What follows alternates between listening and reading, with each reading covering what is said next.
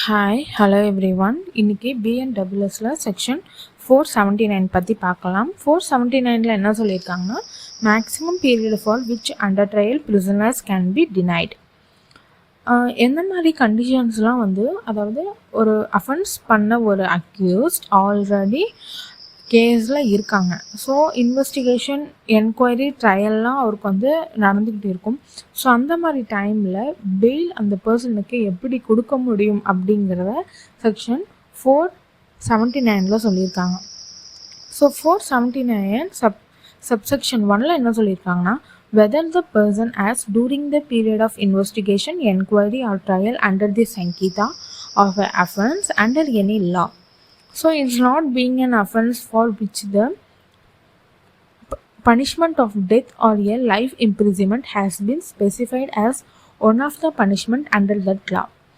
So இதில் எந்த மாதிரி அஃபென்ஸ் ஆட் ஆகி இருக்கக்கூடாது அப்படின்னா, பனிஷ்மெண்ட் ஃபார் டெத் ஆர் இம்ப்ரிசிமெண்ட், அந்த லைஃப் ஃபார் இம்ப்ரிசிமெண்ட் அந்த பனிஷ்மெண்ட் இல்லாமல், ஸோ அவர் ஆல்ரெடி ஒரு மேக்ஸிமம் பீரியட் ஆஃப் இம்ப்ரிசிமெண்ட் அவங்களுக்கு ஆல்ரெடி கொடுத்துருக்காங்க அப்படின்னா, ஸோ அந்த prisoner 50% of life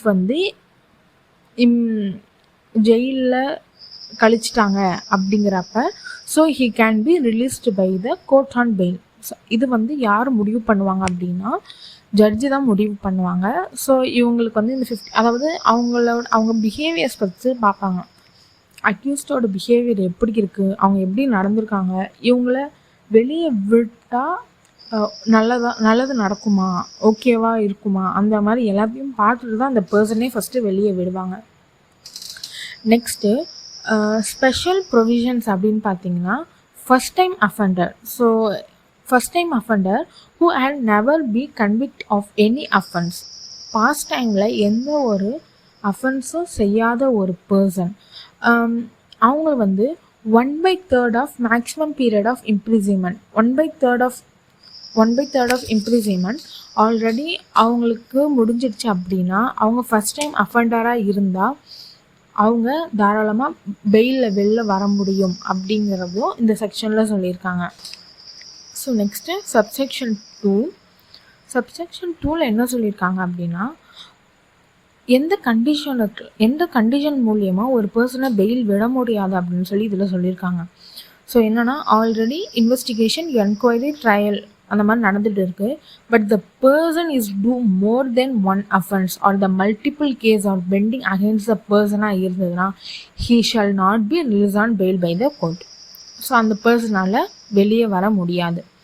so next subsection 3 என்னென்னா, the superintendent of jail. அதாவது இதில் ஸோ ஜெயிலில் ஒரு அக்யூஸ்ட் பர்சன் இருக்காங்க. ஸோ அந்த அக்யூஸ்ட் பர்சனோட பிஹேவியர்ஸ் அங்கே ஜெயிலில் ஒர்க் சூப்பர் இன்டெண்டன்ட் நோட் பண்ணுவாங்க.